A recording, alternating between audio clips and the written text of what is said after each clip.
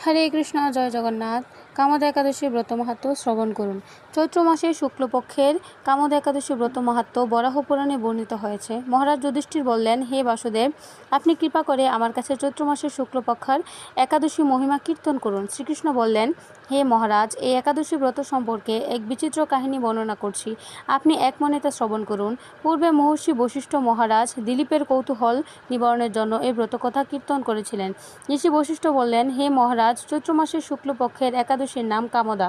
এই তিথি পাপনাশক ও পুণ্যদায়িনী। পূর্বকালে মনোরম নাগপুরে স্বর্ণনির্মিত গৃহে বিষধর নাগেরা বাস করত। তাদের রাজা ছিলেন পুণ্ডরিক।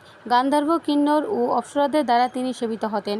শ্রীপুরী মধ্যে অপ্সরা শ্রেষ্ঠ ললিতা ও ললিত নামে এক গন্ধর্ব স্বামী স্ত্রী রূপে ঐশ্বর্যপূর্ণ এক গৃহে পরম সুখে দিন যাপন করত।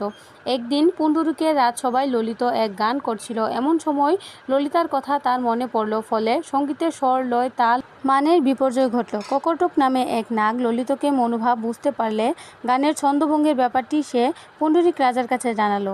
তা শুনে সর্পরাজ ক্রোধ ভরে কামাতুর ললিতকে বলল, হে দুরমতি, তুমি রাক্ষস হও বলে অভিশাপ দান করল।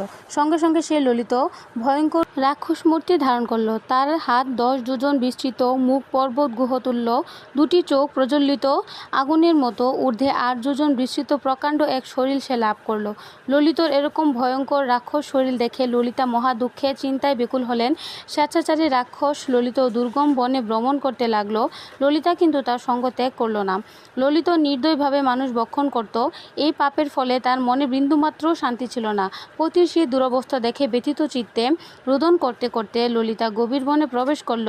একদিন ললিতার বৃন্দ পর্বতে উপস্থিত হলো। সেখানে ঋষ্যশৃঙ্গ মুনির আশ্রম দর্শন করে মুনির কাছে হাজির হলো। তার চরণে প্রণাম করে সেখানে দাঁড়িয়ে রইল। মুনিবর জিজ্ঞাসা করলেন, হে সুন্দরী, তুমি কে, কার কন্যা, কী কারণেই বা এই গভীর বনে এসেছ, তা সত্য করে বলো। তদুত্তরে ললিতা বলল, হে প্রভু, আমি বীরধন্যা গন্ধর্বের কন্যা। আমার নাম ললিতা। আমার প্রতি পিশাচত্ব দূর করতে এমন কোনো উপায় জানবার জন্য এখানে এসেছি।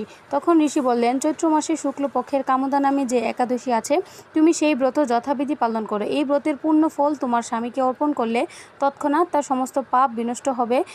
বরিষ্ঠ ঋষি বললেন, হে মহারাজ দিলীপ, মুনির কথা শুনে ললিতা আনন্দ সহকারে কামদা একাদশী ব্রত পালন করল। তারপর ব্রাহ্মণ ও বাসুদেবের সামনে পতির উদ্ধারের জন্য আমি যে কামদা একাদশী ব্রত পালন করছি, তার সমস্ত ফল আমার পতির উদ্দেশ্যে অর্পণ করলাম। এই পুণ্যের প্রভাবে তার পিশাচত্ব দূর হোক। এই কথা উচ্চারণ মাত্রই ললিত পাপমুক্ত হয়ে দিব্য দেহ প্রাপ্ত হন। পুনরায় গন্ধর্ব দেহ লাভ করে ললিতার সাথে সে মিলিত হল। তারা বিমানে করে গন্ধর্বলোক গমন করল। হে মহারাজ দিলীপ, এই ব্রত যত্ন